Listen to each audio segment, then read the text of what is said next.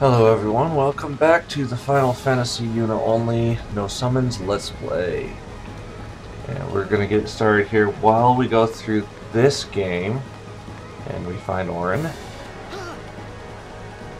I want to go a little bit into the challenge mode options. First of all, the rules basically that we're going to be using here. First of all, for this challenge, and then I'll go into some additional challenge rules as well. But for this one, as I mentioned in the last video, it's going to be a Yuna only challenge. It's a no sphere grid challenge when Yuna is unavailable, which does happen quite a lot. We'll get into that later. There is one exception to the Yuna only no summons challenge. That is going to be when you're fighting Sin's Finn between Besaid and Kilika. So technically you can learn the move Holy on Besaid. If you do this, you're crazy. I'm just saying, like, don't cry. That's the very end of her sphere grid, and you're doing it 4 experience at a time, so it's terrible. So don't do that. But anyway, again, this is a Yuna can only use her own sphere grid. It's an own sphere grid challenge. This is an optional one, but I highly recommend it if you're doing a challenge mode because it really does make the game that much more of an actual challenge as opposed to just, you know, oh, look at me, I'm awesome. I have a single character, but they can do everything in the game. So I'm not so keen on that. Yeah, so the Yuna's own sphere grid only challenge, it does include parts of the grid that are locked but attached to Yuna's but not other characters. So basically if you have a little off sprout that you can unlock for Yuna but not then, let's say, get to Riku's grid, then you can use that. There are a few of those. I'll show you those at some point in the game. I haven't really planned that part out, but I'll show that to you at some point. This rule does end, the own sphere grid rule does end once you have defeated the final boss of the game. Notice I said the final boss of the game, not the hardest boss of the game. So once you're able to do that with Yuna only, you can then go on and continue the challenge if you like as a without the own sphere grid challenge. But the only reason you would really do that would be if you were doing a going through the monster arena with a single character only challenge. So the challenge, the next rule is going to be a no sphere grid on any character except with Yuna. You cannot level up any character except for Yuna, and I'll show you that one as we go. It's pretty self-explanatory. No summons. You cannot use summons in this challenge. You can do this in other challenges. Basically make, let's say if you're doing a Titus only challenge, you can do you can also consider it to be a no summons challenge. I'm going to interrupt myself real quick because this is the first place that a single character challenge really comes into play. If you're doing an Auron or a Titus only challenge right here, you can see I'm attacking Auron because this first part, those monsters never attack there, so it's a great place to learn an overdrive, which I will show you shortly. But if you're using Titus or Auron, you cannot attack with the other. You can't do anything with the other except attack themselves, switch weapons, or try to escape. You cannot defend, which is hitting the triangle button on your PS2. You can only attack. Okay, so now what I've done basically is I've killed off Auron, and Titus is now standing there by himself, and he's going to learn me Loner Overdrive. I'm going to go more into that, but basically this is a great place. I'm treating this right now as a Titus only challenge, but you'll see what this does later on in the game when I describe it more. So back to the rules. You cannot use fight-altering weapons except on Yuna. This includes Sensor, Magic Counter, Evade and Counter, just a basic counter weapon. You cannot use Initiative, you cannot use First Strike, you can't use any Elemental Armors. So that would be, the most notable one of those is the red armor that Kimahri gets in the second temple. It has fire, ice, and lightning ward. You can't use that if you're doing any challenge except for Kimahri, which, by the way, it's fantastic if you are doing a Kimahri only challenge, but for anyone else, no. So you can't use any elemental armors, you can't use auto phoenix, auto potion, auto haste, auto regen, auto med, because of course, and now you can use those on Yuna as I mentioned before, but if you're doing that on anyone except for Yuna, it's just a no-go. You're not allowed. Other characters cannot heal Yuna, and Yuna cannot heal other characters. In this case, it's a Yuna only challenge, so that's how it applies. If you're doing anyone else, it applies in the same way. There is an exception to that. I'll get into that later. Other characters must not fight, as I've mentioned before. They must escape, change weapons, or attack themselves or other party members. Sometimes it is more efficient to have Lulu use magic on someone else, just because they have a high evasion stat, or on herself because she has a high evasion stat, so that's fine as well. And again, no defending. You can see right now I'm defending with Titus, but that's because I'm just treating this part of the game as a Titus only challenge, so that's fine. And the final rule that we're going to be playing by in this walkthrough is if Yuna is dead or petrified, it is an immediate game over. It's an immediate reset. Now, if you escape with other characters, the game itself will not force a reset because, of course, in a normal game that would be fine. But if Yuna does get petrified in a Yuna only challenge, and there you can see I just learned the Loner Overdrive. But yes, if Yuna does get petrified or does get killed, then the challenge is basically over. You have to reset, you have to go back to the load menu and continue from there.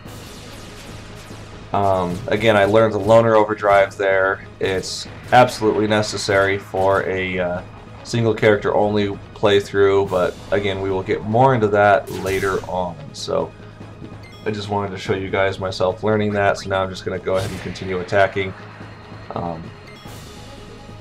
This part of the game is very easy, so it's no problem for you to learn that Loner Overdrive. It works out just fine. Now, I'm going to get into some optional additional challenges while I just finish up all these fights. It's not going to take very long. Optional challenges, optional additional rules, basically. No items. You're not allowed to use items through the game. You're not allowed to use, basically any item that would be used in the actual fights. You can use, of course, still leveling up, and you can use sphere grids and all that stuff, but and the sphere grid rules still apply, but you're not allowed to use any items in game and to make it happen. If you're doing a Riku only challenge, this is impossible. So don't do that on a Riku only challenge. No overdrives. This is obviously a requirement for the Yuna only challenge because we're doing a no summons challenge. However, if you're doing, let's say, a Waka only, a Kimari only, a Titus only, you would then not be allowed to use overdrives. And the exception to that would be right here where you're forced to use the overdrive with Orin and or coming up Titus. So, next rule, no blitzball. This affects the availability of items throughout the games. This affects the availability of teleport spheres, which is going to be pretty important. And so if you, there's a few other items that can be available, like the dark matter and a few others, but in general, it's just no items, no blitzball. Also, there's a optional Waka and Oryx only blitzball, except for that first game, which you can only really do if you wait to do blitzball until you've gotten to the airship, which kind of, I really don't like doing that because you can't get a teleport sphere early on, which again I will go into later. No celestial weapons. Simple rule, you can't get celestial weapons.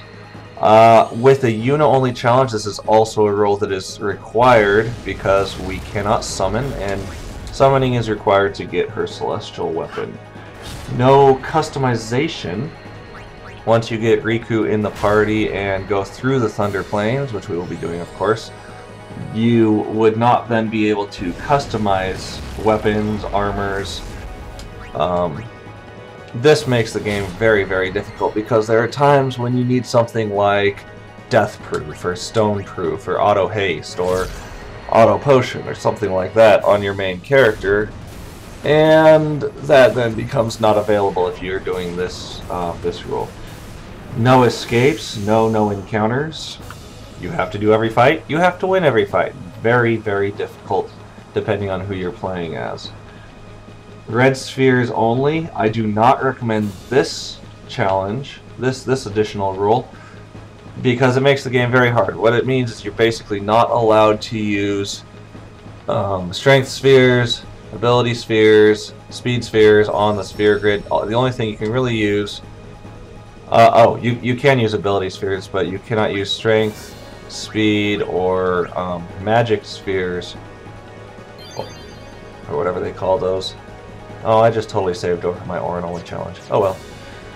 But strength, ability, magic, you can't use those to level yourself up, level up your stats. The only thing you can really use are the ability spheres, and it's very similar to a no sphere grid challenge, except that you get the abilities to go with. So very difficult again. The next one that I do not recommend is the mandatory fights only. The ones where basically it's the opposite of the no escaping rule. It's the you're only allowed to do fights when you when the fights are required. Like these fights are required. Boss fights are pretty much always required. So you can only do those fights. Every other fight you either have to escape from or get a no encounters weapon from. And so very difficult. You cannot do that with a single character only challenge. I want to point that out. And so I really don't recommend that.